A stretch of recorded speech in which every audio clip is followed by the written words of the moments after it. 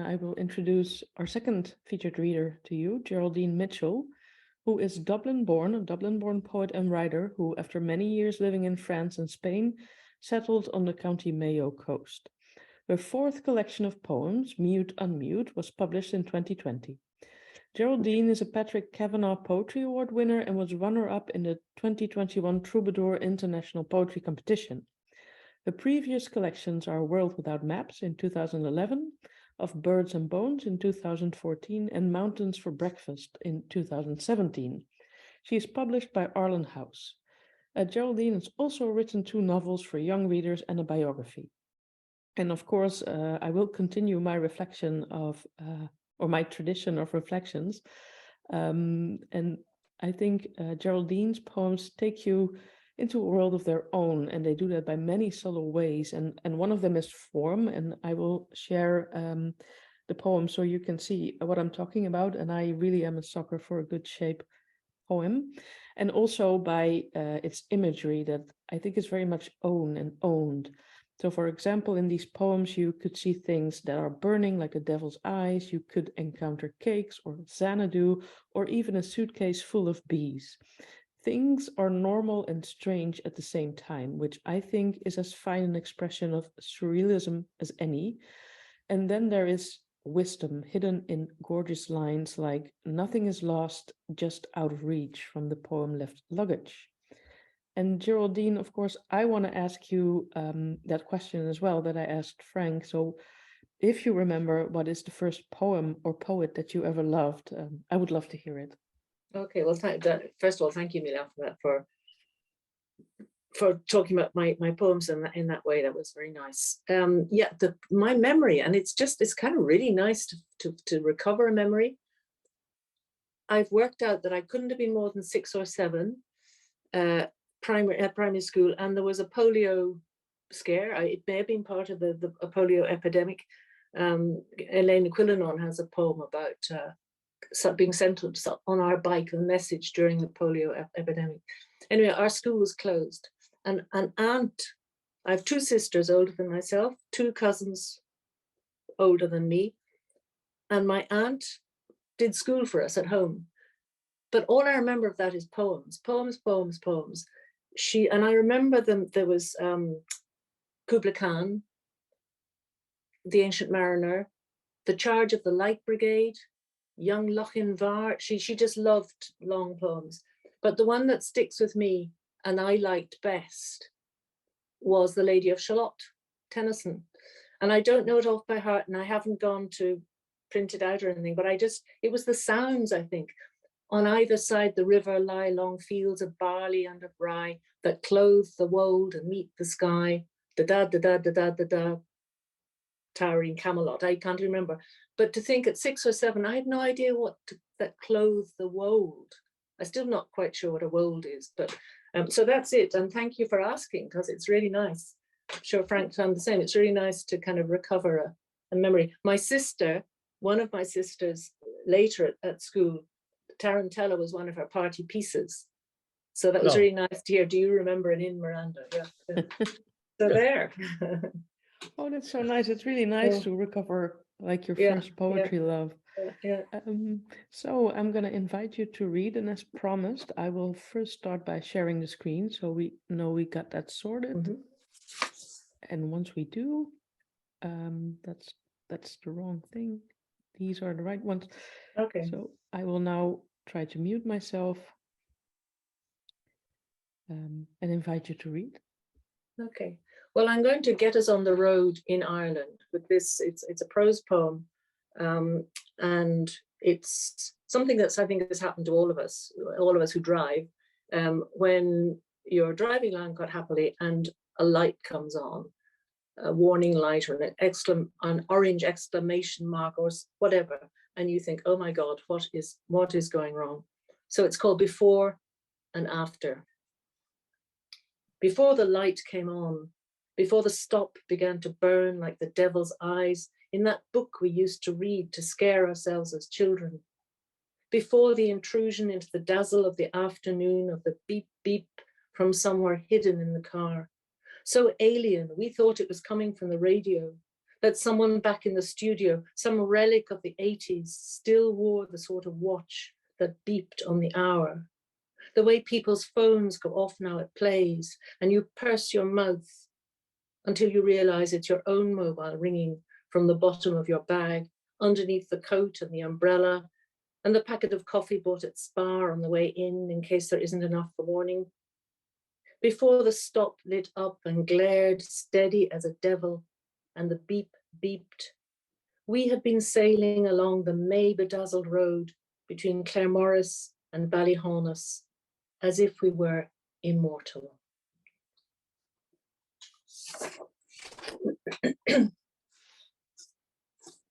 I think one of the disadvantages of growing old is that one becomes slightly not obsessed by mortality, but it's with you every day. But then there are also some wonderful wonderful moments of pure joy when you are immortal. You forget. It's actually one of the things I think that poetry does for us, is that it picks us out of time and makes us feel out of time and out of age.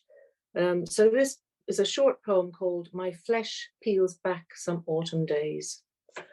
My flesh peels back some autumn days like bark, turns on itself with worry and the dread of death.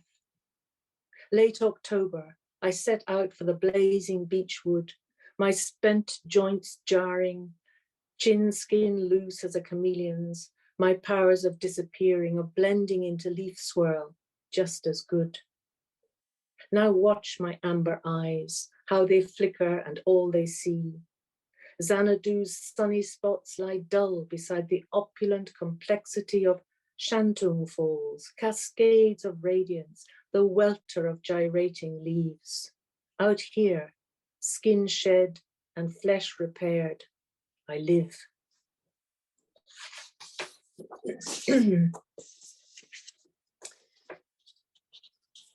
Where I live when I'm not out here in France where both my children are settled in France, I live on, as Mila said, on the west coast of Ireland, of Mayo, quite a wild place and quite remote. I mean, it's a good 10-minute drive to the nearest shop. But I also have an amazing view out to sea of three islands: Clare Island, Inishturk, and Inishbofin.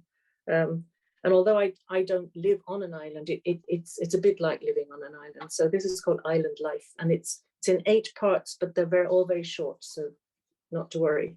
I start with an epigraph. I found this wonderful quote in an interview with Edna O'Brien, where she said, "I don't like too much social life anyway. It is gossip and bad white wine."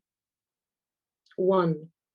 All summer they sit like cakes in a cake shop window, dusted with promise, treats for a cloudless day, fair weather destinations, notional ports in a storm. 2. She backs her life close to the edge, along a road that ends in a tidal cul-de-sac, stitched up by gannets and turns. 3. No man is an island, but she is no man, so perhaps she'll become one, an island, compact and self-contained. 3 waterfalls, an orchard, a herd of feral goats, 16 types of wild orchid to lure hatted experts in summer. Then wait for the season to change, for the island to empty, the stillness of salt-splashed winter months. 4. You live in a beautiful part of the world, so remote. I do. You must get such great inspiration. What do you mean? 5. She'd need to insulate that roof, double glaze her windows. And what about the seat of her pants?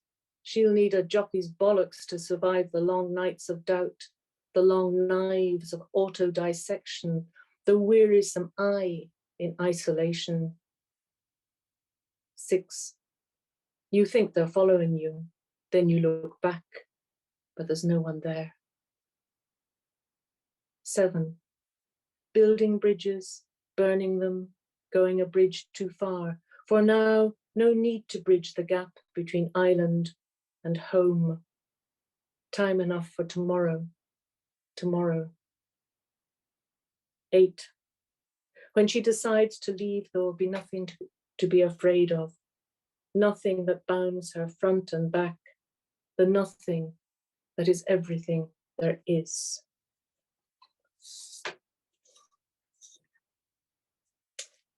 I lived in Spain for 8 years, but the last 2 I spent in Barcelona, where I made friends with a English photographer who'd been even longer out in many years in Barcelona, and a great photographer and a very funny man.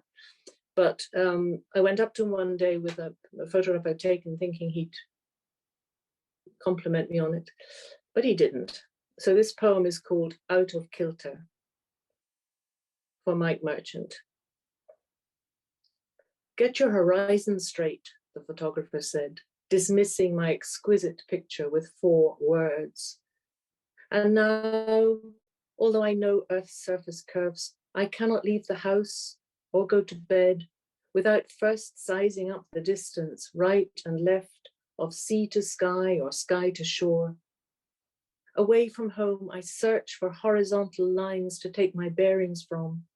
The roofs of houses, a well-clipped hedge, wires strung between old poles, linking farm to barn, scraps of voice still snagged in the sagging cables, swifts littering the sky with tipsy quadrants, and the noon sun pressing down, plumb to the tilted ground beneath my feet.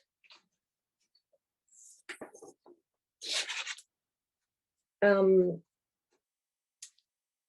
I was putting together this most recent collection, I was working on the poem that you can see it now on the screen, and it obviously took time, but I didn't set out to make a diamond shape, but little by little, that's what happened. So obviously, when it came to putting the collection together, I wanted it to appear like that in the book. But my publisher said, no, it's too long, it's too wide. We'll have to reduce the font or squish it in some way. And I said, no, I'm not having that. So we made a compromise, and it's actually the poem which is on the back of the whole book. It's the back cover of the collection. So that was good. To tell truth from lies. To tell truth from lies, the wood from the trees, the colour of cats in the dark, a speckled thrush in a moonlit bush, the moon itself, precious as prayer mouthed on the cusp of dawn. Know how to pitch your voice, not too high, not too low, until truth as you see it flows straight from the heart, tempers the fear that you feel now that the floorboards have rotted, the rug is pulled from under your feet. And what you glimpse through the cracks has you envy the robin, its innocent breast, the way trees tremble or hold still, the elegance of flowers you used to call weeds and then kill. You hear a ruffle of doves, breath of the sea as it sighs onto shore, and suddenly you're awake to a truth you have known all your life, and you chase the long night that swoops down from the future on wings.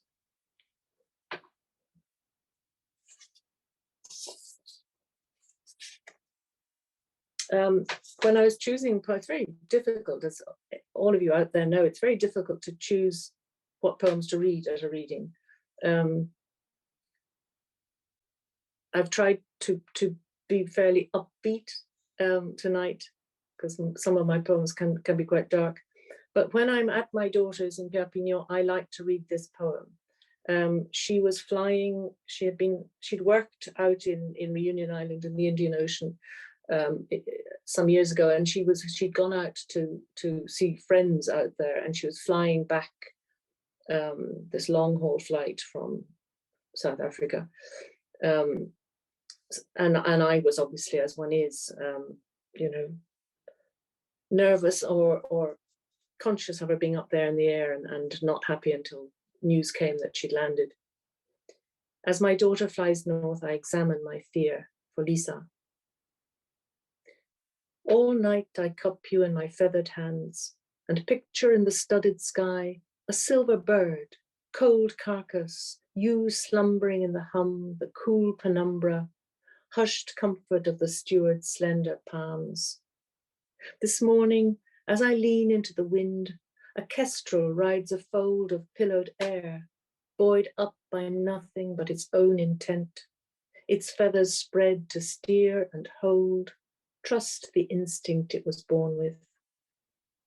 6 hoopers suddenly above me, a honking contrail quaffing sun, wings in steady semaphore to the unfledged world. They land on liquid runways, knead the water, glide to silken stops. Trust us, they seem to say. Your stiff-winged bird will make soft landing. We taught you all you know of flight. So that's for, because I'm here in where I wrote that poem. There are kestrels. I saw one yesterday. There are lots of kestrels around here. So just two. I feel I'm taking up a lot of time. I had more poems chosen than Frank, but I've just 2 more. And each has its reason. 2 days ago was St. Bridget's Day. And next Monday in Ireland, we are going to have our very first national holiday in honor of St. Bridget, who we now are calling our matron saint. And it's wonderful. I mean, it's a whole discovery and a chance for stories to women's stories to be told. And I was just checking, St. Bridget was born in the 5th century. She was born in the 5th century, died in the 6th century. And I was looking online, and she used to be referred to as the patroness saint.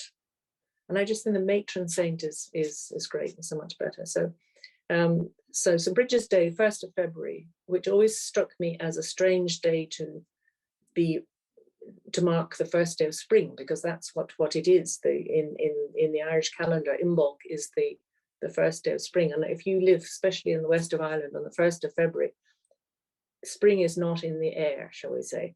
But anyway, this is St. Bridget dreams of the arrival of spring for the week that's in it. Deep in her skull, a bud is forming. A bird has nested in her wasted chest. Small twigs tickle, eggs speckle the moss. She says these things, says she sees them in the curtained dark. Deep in her nest, a flower may open, a tulip black as the years been long. She says it's hiding its yellow tongue, biding its time to part its petals, surprise the brightening room with light, pour out the dark.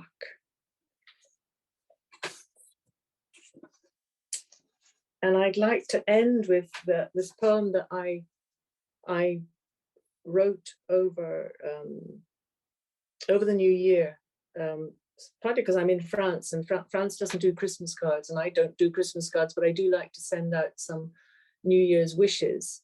I don't know if am I anywhere on the screen if I hold up a piece of paper? Can you see the bird can you see a little drawing of a bird sitting on a girl's head? I don't know if it's clear or not, but so that was, my daughter did the picture. In fact, the picture gave me the idea for this poem, and it's a response really to Emily Dickinson's very famous poem, Hope is the Thing with Feathers That Perches in the Soul. Anyway, I think the poem is self-explanatory. I've had a problem with hope, and writing this poem actually helped me through it. That thing with feathers. Hope used to stick like a bone in my throat. It was a rope around my ankles, a hole in a boat. It snagged on the briars of my tangled mind. I could hear its heart batter. I wanted to believe, to shout out its name, but it turned to pink candy floss, marshmallow soft, a basket of puppies, a card in the florist's shop. Hope is no longer a bird on the verge of extinction. It's back from the brink, down from its perch, been sharpening its beak. Talons are long now and fierce, its feathers resplendent as fire. Listen as it breaks through the bars of the cage that we made. Hear its sky-rending cry. So thank you very much for being there and listening. Thank you so much for sharing.